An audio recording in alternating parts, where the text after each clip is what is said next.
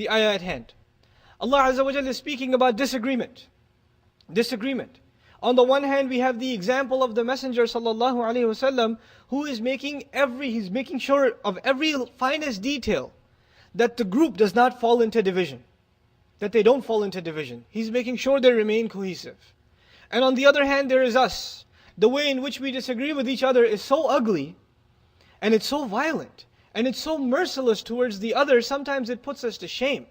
We treat the people that are not Muslims, and I'm not saying treat non-Muslims in a bad way, but we treat non-Muslims in a much nicer way at the grocery store, at the checkout counter, or when you're pumping gas at the station, or your boss at work, or the secretary. And we treat the Muslim brother or the sister much, much worse when we come to the masjid. Much, much worse. We disagree with each other and get annoyed with each other over really small things. Really, really small things. And this brings about the wrath of Allah Azza wa Jal.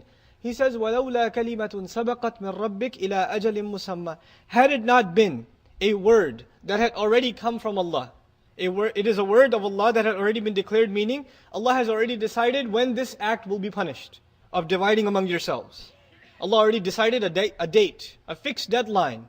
That date will be the date when this act will be punished.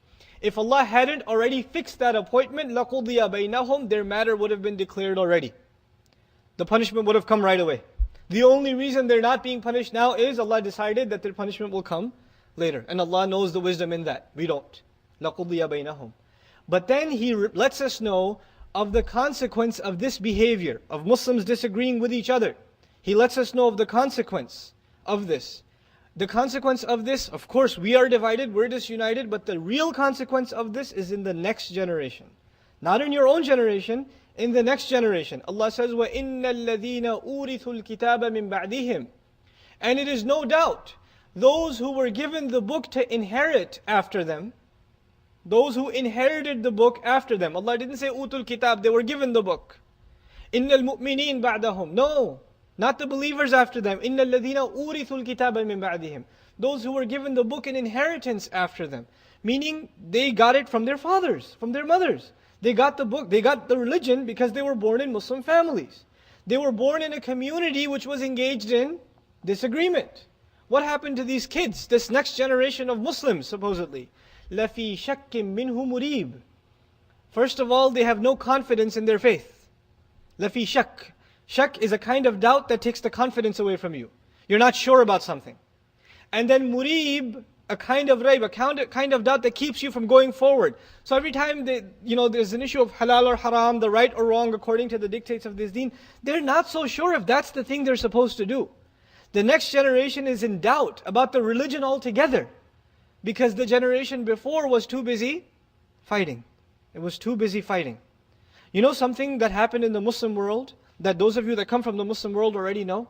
In the Muslim world, let's take Pakistan, India, for example, where I come from. Muslims are basically divided into multiple camps. But if you want to generalize, there are two basic camps. There's the religious Muslims, somehow religious, whatever affiliation they may have. And then there's the more secularized, modernized Muslims. The Muslims that are not very religious. The Muslims that are sort of cut off from religious learning altogether. And you know the people, they all call themselves Muslims, by the way. But you know, if you ask the average educated, secularized, or semi-secularized Muslim, why don't you learn more about the religion? Why don't you practice it? After all, you're Muslim. Why don't you practice it? You know what they say? Oh, these mullahs, they're always fighting each other. You want me to turn like them? You want me to be like them? Go to every masjid. One guy's giving khutbah against that guy's giving khutbah against that guy. Every group is saying, you're not in this group, don't come to this masjid. Don't go to that masjid. This is as crazy as it gets in the Muslim world. And we're no exception. We're not as crazy because the law doesn't let us be. It's the only reason. But I've seen insanity here too. In the masajid, people speaking against other groups, people speaking against imams and da'is. You don't know them, you haven't never spoken to them in person, but yet you have the audacity to say, this person is not on the haqq, they're evil, they're on falsehood, this and that. It is to the level of ugliness. So the average Muslim who doesn't even come for 5 prayers, doesn't even pray 5 times at home, the only time they show up at the masjid by accident, by the mercy of Allah, is for Jum'ah prayer, and they hear this nonsense. They hear this on the minbar. Would they ever want to come back? Would they ever be sure about their religion? They fall into more doubt about it. وَإِنَّ الَّذِينَ أُورِثُوا الْكِتَابَ مِنْ بَعْدِهِمْ لَفِي شَكٍّ مِّنْهُ مُرِيبٍ. I go around the country, and subhanAllah, wherever I go, I meet some parents, they say, I want you to talk to my kids. Can I invite you to my house? I want you to talk to my kids. And I talk to these kids, and you know the kinds of questions they have? I get Muslim families, for generations, and their kids are asking me questions like, how do you know for sure God exists? What's wrong with homosexuality? What's wrong? They're not killing anyone. What's wrong with it? So what if I hang out with guys? I mean, there's nothing wrong with that. It's not like I'm, doing anything worse. And if somebody does drugs or things, these are Muslim kids asking these questions. They're not asking in front of their parents, they're asking away from their parents, so I don't tell their parents, but the fact is they're in doubt. They're in doubt. Where did this doubt come from? The generation before was too busy in argument. Why were they arguing? They were arguing because they had this ego inside. I'll call it out. I'll be blunt this time. Across this country, I've seen arguments like 8 Taraweeh versus 20 Taraweeh. Eid on Monday or Tuesday or Wednesday or Thursday or Friday. Right? The disagreement within the Muslim. Should our Imam be an Arab? Should be an African American? Should he be a Desi? Should he be this or that? Right? Who should give the khutbah? These are the disagreements between the Muslims. And a lot of times the Muslims who are disagreeing about these things, fighting tooth and nail, don't even know what the issue is.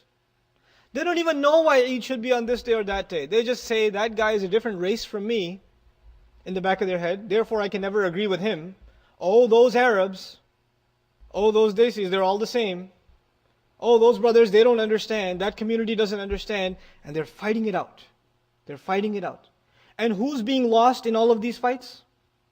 Our youth. The ones that are suffering is the next generation. Wallahi, I tell you one true story and I'm done, inshallah ta'ala. One true story that it hurts me. It hurts me.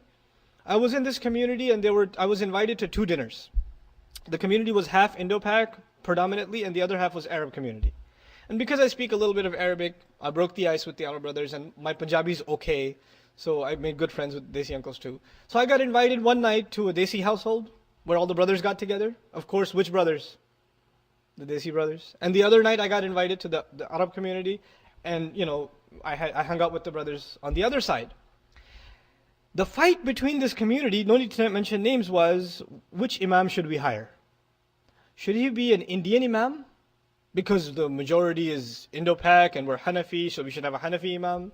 And the other side, no, we need an Arab Imam because Arabic is the language of Islam. And the Sunnah is to speak in, the Islam, actually not the Sunnah, but the Islam promotes the Arabic language, therefore we need an Arab Imam. So who was promoting an Indian Imam? The Indo-Paks. Who was promoting an Arab Imam? The Arabs. And when I go to one side, they're trying to say, why don't you convince them of an Indian Imam? And I go to the Arab families, and what do they say? Why don't you convince them of an Arab Imam? And I went to both of them, and I said the same thing. Let's assume you get the top-notch scholar that you want.